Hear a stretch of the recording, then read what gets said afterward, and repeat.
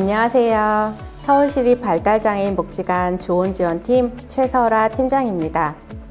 여러분은 발달장애인이 주인공으로 나오는 영화나 드라마 하면 어떤 작품이 떠오르시나요? 저는 발달장애인 여주인공이 변호사로 활약하는 국내 드라마 한 편이 생각이 납니다. 방영 당시에 큰 인기를 얻었는데요. 그 드라마에서 주인공은 스스로의 삶을 선택하고 결정하며 그에 따르는 책임을 지는 모습을 보여줬습니다. 발달장애 자녀를 둔 부모님들은 이 드라마를 보고 현실에선 절대 있을 수 없는 일이다. 아주 특별한 경우예요. 이렇게 말씀하시는 분들이 많았어요. 정말 그럴까요? 우리 자녀가 드라마 주인공처럼 이 사회에서 홀로 서는 건 절대 불가능한 일일까요? 이번 시간은 발달장애 자녀를 자립시킨 부모님을 모시고 자립에 대한 솔직한 이야기를 들어보겠습니다. 안녕하세요. 자기소개 부탁드립니다. 안녕하세요. 저는 올해로 29살 된 지적 내병변 장애 청년 주은이 엄마 곽은진입니다. 네, 반갑습니다. 반갑습니다. 지금 아드님은 자립해서 따로 지내고 계시죠? 네, 저희 아이는 2022년 10월에부터 자립해서 혼자 지내고 있는데요. 너무 재밌어해요. 그리고 집안 청소, 살림살이 준비도 하고요. 세탁기 특히 기계음 소리를 즐기기도 하고요. 그리고 혼자서 토스터기를 이용해서 자기만의 음식을 만들어 먹고 또 컴퓨터에 입력하고 싶은 내용을 마음껏 자유롭게 입력하고 인쇄하기도 하면서 나름 재밌게 지내고 있습니다. 준이는 자립을 준비하는 과정도 무척 좋아했어요. 특히 은행 창구에 가서 전세 대출 자금을 신청한다든가 작성하는 것, 또는 부동산 중개소에서 임대차 계약서를 작성하는 것도 무척 재밌어 하더라고요. 자립생활을 즐거워한다니 정말 다행인데요. 많은 분들이 부럽기도 하면서 또 궁금하신 점도 많을 것 같아요. 네. 그래서 발달장애 자녀를 둔 부모님들께 미리 자립생활에 대한 고민 사연을 받아봤는데요. 하나씩 읽어보면서 함께 이야기 나눠보는 시간 가져보겠습니다.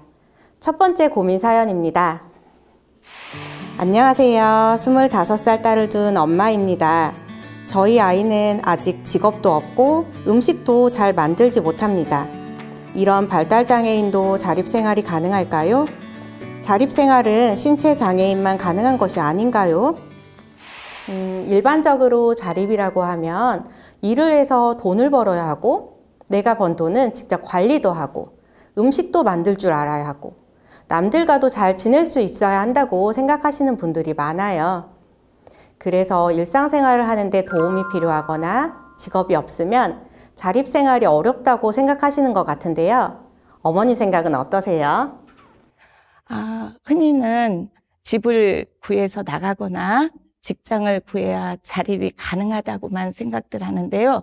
그런데 자립은 집이나 직장이 전부가 아니거든요. 자립이라는 게 뭘까 생각해 보시면 내 아이가 원하는 걸 선택하고, 그죠? 이에 대한 책임을 지면서 간극을 줄여감으로써 이 사회의 일원으로 인정받고 존중받는다면 자립생활을 잘하고 있다고 생각해요. 그래서 저도 제 아이가 장애가 심하다고 자립이 불가능하다 이렇게 생각해 본 적은 전혀 없고요. 늘 세금 내는 아이로 자랐으면 좋겠다라는 생각을 했고 또한 그 마음은 지금도 똑같아요. 맞는 말씀이에요. 100% 모든 것을 스스로 해내야 자립이 가능한 걸까요?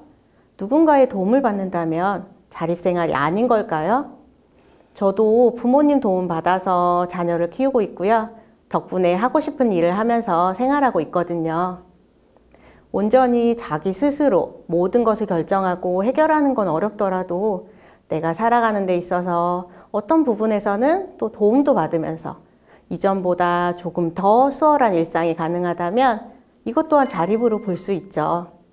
자립생활은 장애인의 능력이 아닌 권리에 대한 것이어서 장애 정도가 심한 발달장애인도 적절한 지원만 받는다면 자립생활이 가능할 수 있습니다. 자, 그럼 다음 고민 사연 소개해 드릴게요. 초등학생 아이를 둔 엄마입니다. 언젠가는 홀로 설 아이를 위해 미리 준비하고 싶은데요. 자립생활을 위해선 어떤 능력을 길러주는 게 좋을까요? 성인이 되었다고 하루아침에 자립할 수 있는 건 아니죠. 그래서 어릴 때부터 차근차근 준비해 나가는 게 좋은데요. 자신의 일상을 관리하고 지역사회에서 자립해서 살아가려면 어릴 때 어떤 능력을 길러주는 것이 필요할까요? 네. 저는 가장 중요한 게 자기결정 능력을 키워주라고 말씀드리고 싶어요. 자립을 결정하고 자립생활을 해나가려면 당사자가 결정할 수 있어야 하거든요. 그러려면 많은 것들을 자기가 선택해보는 경험을 해봐야 되는데 이때 무엇보다 중요한 거는 재미가 있어야 해요. 안타깝게도 부모님들이 아이의 장애 상태나 위험하다는 이유를 가지고 선택과 경험을 제한하는 경우가 너무 많아요. 아이가 A를 선택하고 싶어 하는데 B를 강요하는 거죠. 예를 들면 주은이는 지하철을 탈 때 어른들처럼 빠르거나 최단거리의 노선을 선택하는 대신에 자신이 듣고 싶은 소리나 보고 싶은 전경을 위주로 노선을 선택해요. 그래서 저는 그런 주은이의 선택을 따라주고요. 아이의 선택을 무시하면 아이는 스스로 결정할 기회를 놓치고 결국 자존감까지 잃게 되는 것 같아요. 그래서 어릴 적부터 그리고 일상생활부터 본인이 스스로 선택하고 결정할 기회를 주라고 말씀드리고 싶어요. 물론 아이가 좋은 선택을 못할 수도 있죠. 때론 위험한 선택을 할 수도 있고요. 이때 부모가 할 일은 대신 결정해 주는 것이 아니라 자녀의 이야기를 충분히 듣고 아이의 행동과 눈빛까지요. 함께 결정하는 과정을 반복하는 것이죠. 그 과정에서 자기 결정 능력이 자라고 자신을 존중하는 마음도 함께 커가는 것 같아요. 네, 맞습니다. 자기결정은 내가 하고자 하는 그 마음이 표현된 것이라고 할 수 있는데요. 사람이라면 매일 하는 것이죠. 그런데 이걸 특별한 것으로 바라보게 되면 장애 정도가 심한 발달장애인은 자기결정을 할 수 없다고 단정짓고 어떤 시도도 하지 않게 되더라고요. 어머님이 말씀하신 것처럼 다양한 경험들을 계속 해나가는 과정을 통해서 자기결정 능력을 기를 수 있고 무엇보다 자신이 원하는 것이 무엇인지 더 선호하는 것이 무엇인지 알아가는 그 과정이 중요한 것 같습니다. 자기결정 능력 이외에 또 어떤 능력이 필요할까요? 자녀가 하루 동안 해야 할 일을 가르치고 무슨 느낌인지 묻고 특히 들어주고 그리고 간단한 집안일을 줘서 책임감을 기르는 것도 좋은 것 같아요. 어릴 적부터 경제 개념을 이해하고요. 경제적인 소비 습관을 길러주기 위해 아주 작은 용돈이라도 주고 돈에 대한 책임감이나 사용법을 배울 수 있도록 기회를 주면 좋을 것 같아요. 저는 주은이가 토큰 경제 요일 개념을 이해하도록 하루 일정을 물어봐 주고요. 들어주고 했어요. 토큰을 일정 액수 모으면 주은이가 좋아하는 문화활동을 혼자 할 수 있도록 했는데 그래서 주은이는 혼자 영화 보러 가기도 하고 또 자기가 좋아하는 신문이나 잡지를 사고 문화활동을 하도록 자유시간을 허용하기도 했어요. 특히 프로축구, 프로야구, 프로농구 경기를 혼자서 직관하는 것도 혼자 너무 좋아해요. 예. 자기 결정과 책임감을 길러주는 것이 좋다고 말씀해 주셨는데요. 이런 능력을 키우는데 부모의 태도도 중요한 영향을 미치겠죠? 물론이죠. 저는 제 아들이 충분히 자신에 맞는 결정을 할 것이라고 믿었거든요. 그래서 상황에 따라 말로는 표현 못하는 부분을 그의 눈과 몸짓을 통해서 이야기하는데 그 부분까지 충분히 듣고 함께 결정하려고 노력했던 것 같아요. 저의 이런 노력이 아들을 더욱 단단하게 만들어주지 않았나 생각해 봅니다. 그리고 흔히들 이야기하는 장애인들의 문제점을 저는 강점으로 인정해야 한다고 생각해요.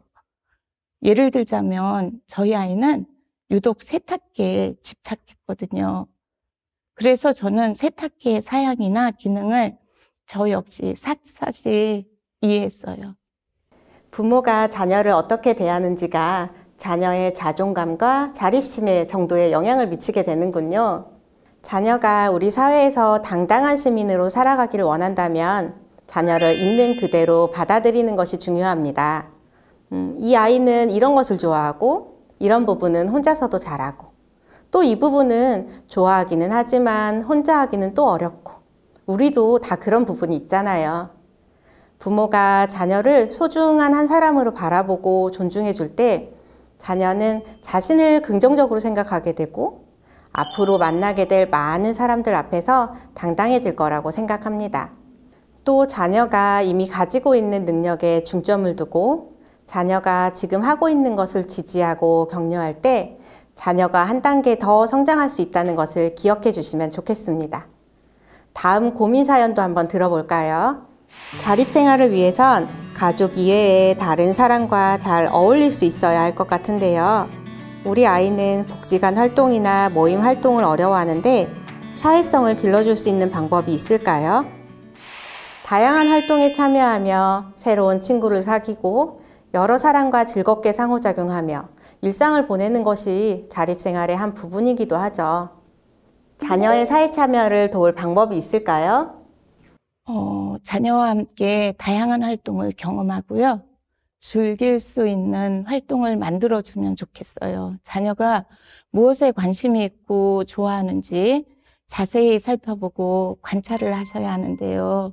예를 들면 놀이동산에서 어떤 놀이기구를 타는 것을 좋아하는지도 관찰이 필요해요. 개인의 성향을 존중하는 것도 중요한데요.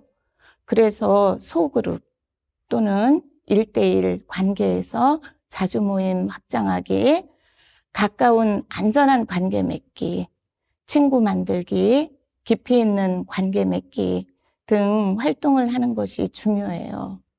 네, 말씀하신 것처럼 자녀가 관심과 흥미를 보이는 활동에 참여하는 것부터 시작해서 점차 다른 사람들과 함께하는 활동으로 확장해 나가는 것이 중요한데요.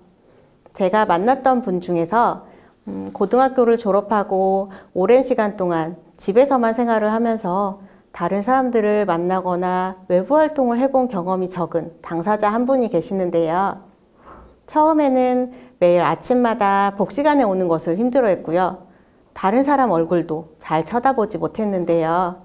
어느 날 그분이 만들기와 식물을 좋아한다는 것을 알게 되었죠.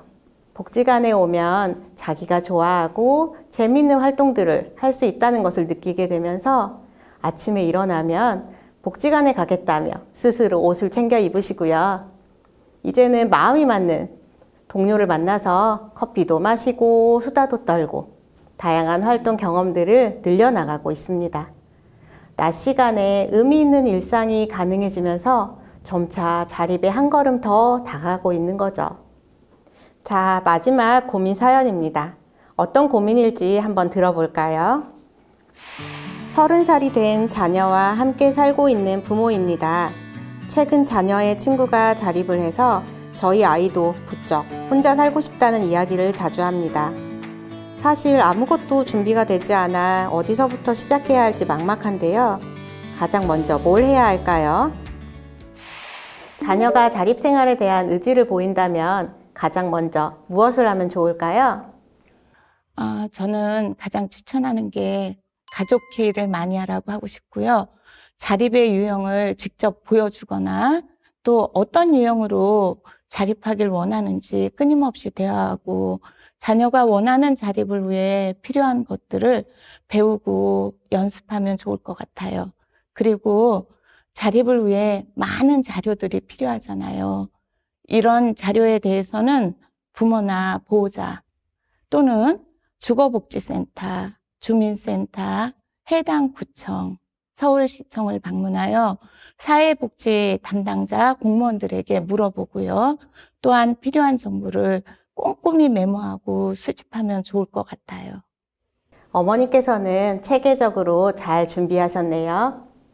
말씀을 들어보니 자녀가 어디에서 살고 싶은지, 또 어떤 일상을 보내고 싶은지 많이 이야기 나누는 것이 중요한 것 같아요. 이때 자녀가 하고 싶은 것과 잘할 수 있는 것이 동일하지 않을 수도 있겠죠? 그럼요. 그럴 때는 자녀가 원하는 것에 대해 충분히 이야기를 나누고 이것들을 잘 조합해서 자립의 방향을 결정하고 구체적인 목표를 세우고 실행해 나가면서 단계별로 준비를 해보세요. 예를 들면 3개월 안에 계란 후라이를 만들 수 있도록 한다라는 목표를 세운다면 여기서 계란 후라이는 당연히 자녀가 좋아하는 음식이어야겠죠? 요리를 하더라도 자녀가 좋아하는 것부터 만들어 보고요. 세탁기 사용 단계를 세분화해서 1개월 안에는 자동 세탁 버튼을 조작할 수 있도록 한다거나 2개월 안에는 세제를 넣을 수 있도록 한다. 이런 식으로요. 이때 중요한 것은 부모가 일방적으로 목표를 세우고 준비하는 것이 아니라 자녀와 함께 계획하고 준비하는 것입니다. 어머님도 자립을 준비하는 과정에서 소소한 것까지 자녀분과 함께 하려고 정성을 들였다고 들었어요. 네. 코로나 시기에 아들과 함께 복지에 대한 공부를 많이 했어요. 정보는 제가 수집하되 이런 것이 있다, 함께 해보자 권유를 많이 했고요. 여러 번 자세하게 끊임없이 설명해 줬어요.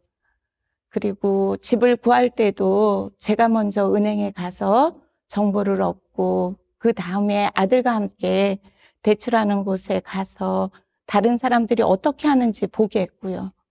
제가 뒤에서 너도 할 수 있어 하고 용기를 줬죠. 대출 서류를 쓰는 일이 굉장히 복잡하잖아요. 그런데 많은 걸 쓰고 대답도 들어야 하고요. 그때 하나씩 가르치고 함께 준비하는 것이 결코 헛된 일이 아니라는 것을 정말 느꼈어요. 자립이라는 것이 무엇인가 다 갖춰진 상태에서 하는 것이 아니라 하나하나 같이 만들어가는 과정 그 자체가 자립을 하는 길이다라는 점으로 느꼈고요. 준비하는 과정에서도 실제로 아이의 자존감이 높아지더라고요. 자립을 준비하는 과정을 함께하는 것이 진정한 자립이다. 이 말씀이 와닿는데요. 마지막으로 자녀의 자립 생활을 준비하고 꿈꾸는 부모님들께 한 말씀 부탁드려요.